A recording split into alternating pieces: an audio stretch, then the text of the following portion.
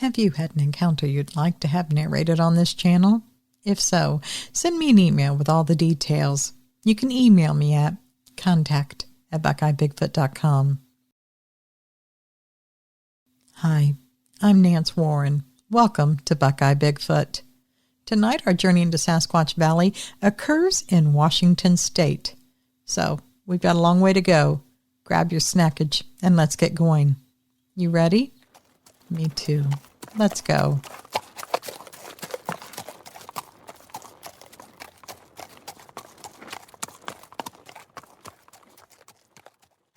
Some things stay with you long after the events are over. I want to tell you about one that stays with me even after many years. My name is Cynthia Powell. I was born and raised in Washington State.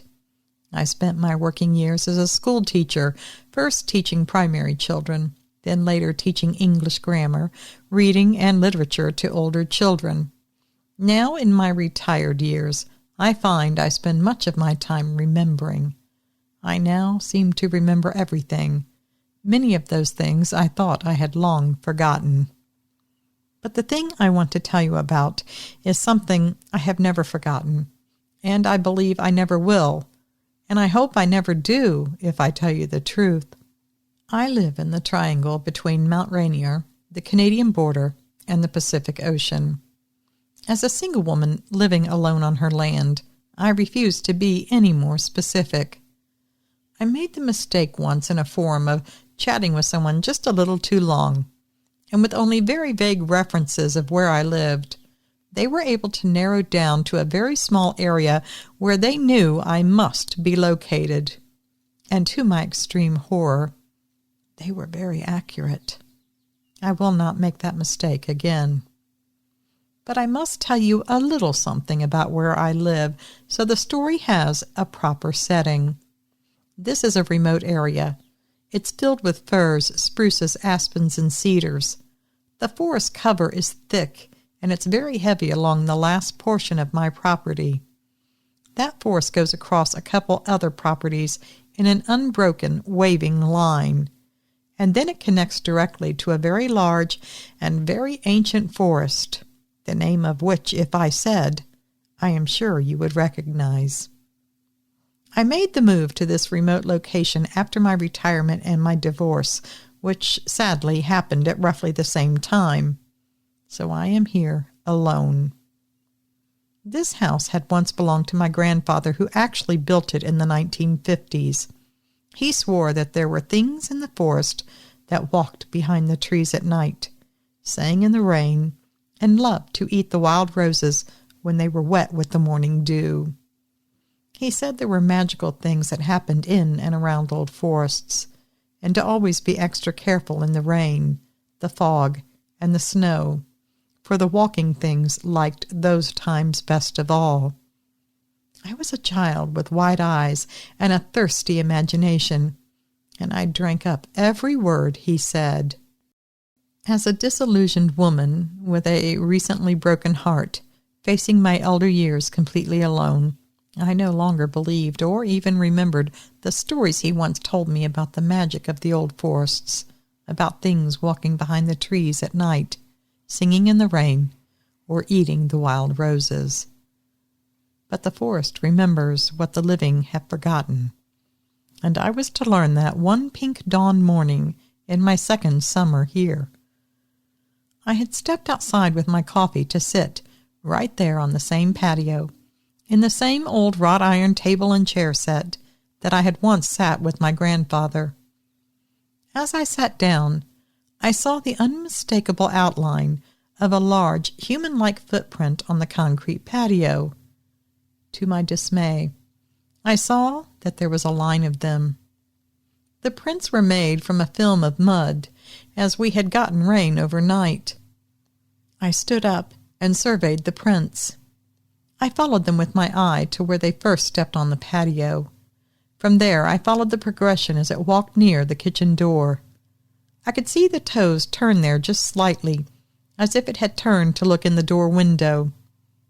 But the unsettling discovery for me was seeing the footsteps go across the patio, over to the perpendicular addition of the house, which is where the bedroom I slept was located.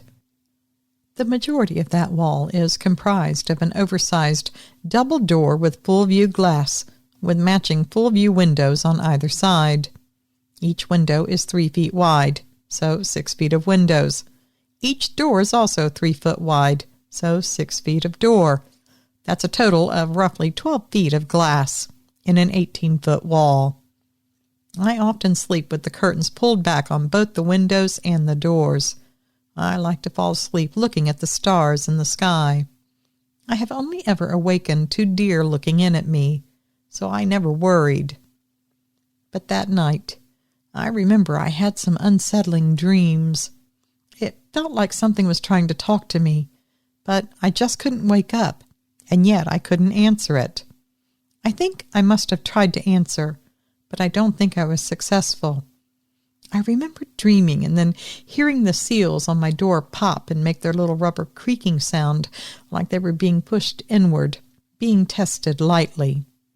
The footprints in front of where I slept were thin and faded, the mud having mostly already worn off the bottom of the feet by the time it made it to that side of the patio. But there was no mistaking the path they took, or how the toes turned again and again in front of the windows and the doors, where they stood looking in the glass at me.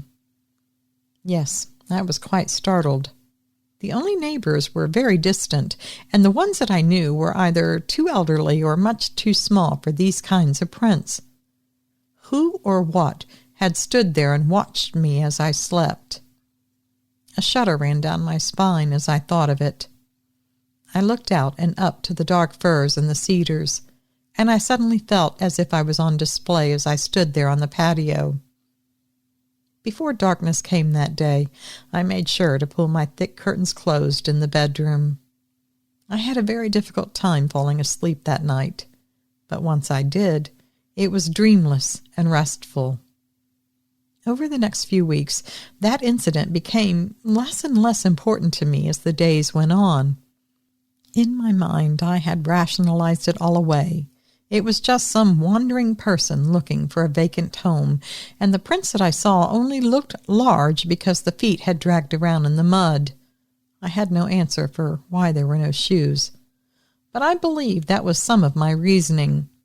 Whatever I convinced myself of during that time, I did a really good job of it, and the incident had mostly left my mind. I mentioned waking to deer on the patio. That happened because I followed my grandfather's habit of putting extra fruit and vegetables out on the table at night. Rather than let that mushy apple go to waste or the wilted lettuce be tossed, he gave it back to the world, as he would say. Now, this was about 2 weeks after the footprint incident. I had put out some old carrots and a few other things when I cleaned out the fridge. It was close to midnight, and I was laying in bed reading. I was considering closing my book, turning off the lamp, and going to sleep, when I suddenly heard the unmistakable sound of the cast iron out on the patio scraping on the concrete. I always enjoyed watching the deer, and thinking I was about to get another look at them, I turned out the lamp in my bedroom and walked over to the window that looked out to the patio, and I peeked through the curtain. The light above the kitchen sink shone through the window and on to the patio. I left that light on for the ambient light that it cast both inside and outside the house, sort of like a night light of sorts. It also let me see what animals had come onto the patio to take my food offerings. I was prepared to see deer. I was not prepared to see what was out there. She stood beside the table at an angle that allowed the kitchen light to catch one side of her and the moonlight lighting up the other side. Taller than any person, wrapped in a coat of russet brown fur that appeared uneven under the light. It appeared to be matted. Her arms hung low. Her shoulders were broad. Her breasts were round and full. And there was one more thing that caught my eye. In her profile, below those full breasts, I saw a swollen belly. She was pregnant. I watched in a stupefied wonder as she ate all of the food on the table. I was overcome with a mixture of fascination and wonder, dampened with a little bit of a healthy dose of caution and some fear of the unknown. I watched her for the 2 or maybe 3 minutes more she spent eating the food that I had left out. Then she turned and disappeared into the darkness beyond the patio. I jumped back into bed, breathless and my heart pounding. My mind was racing. Sleep did not come until almost dawn. After that night, I began to leave food out deliberately. Fruit, dried meats, bread, whatever I had that was extra. And it was always gone by morning. Once, a single bark curl was left in thanks, etched with symbols that I couldn't decipher. Another time, I found a woven ring of cedar sprigs, still damp with the dew, left in the center of my table, like a beautiful wreath. I didn't tell anyone about my visitor. Who could I tell? What could I say? Could I possibly say that a creature from myth had wandered down from the mountains to visit my patio nightly? Of course not. Autumn came, and before I knew it, we were on the edge of winter. Snow came early, and the firs and the cedars shouldered their white burdens in silence. Every day I worried for her. For them, really. Her and the child she carried. I prayed that the child would not come before spring. One night, a storm bellowed down the mountainside, and I awoke to a sound not of the wind or the rumblings of the snowstorm, but a howl, low, laboring, and desperate. More than once I found myself putting on my snow boots and with my hand on my parka, ready to head outside to find her. Then I would speak some reason to myself. What could I do in a howling snowstorm in the middle of the night for a Sasquatch in labor? That is, if I found her. The night was a very long one for me. At some point the snow and the wind stopped, but the desperate howls of pain did not. Near dawn, I awoke with a start. I had fallen asleep with my head on the kitchen table. My neck and shoulders were stiff and painful, but it was my ears I noticed first. They were ringing with silence. The howling had stopped. She had either given birth out there in the snow, or she had died trying, and I had no way to know which it was at the time. That night, I put out food on the table as normal. In the morning, some of the food was gone, but the only tracks in the snow were of other small animals that had benefited from the buffet. I put out food for the next several nights, but my hopes were fading. On the 5th morning, I woke to find the food was all gone, and there in the lingering snow I saw the same human-like footprints. I breathed a huge sigh of relief. She had made it. I could only hope that her child did as well. But I did not see her again that year, and I have never seen a sign of the child. The last sign that I had of her was in 2022. I stepped outside one morning to find a small shape on my patio table. There was a bundle of roots and feathers tied with long grasses. Inside the bundle was a single aspen leaf, inscribed with something sharp, perhaps a stone. There were crude stick lines etched into the leaf that looked like hands, one large, one small.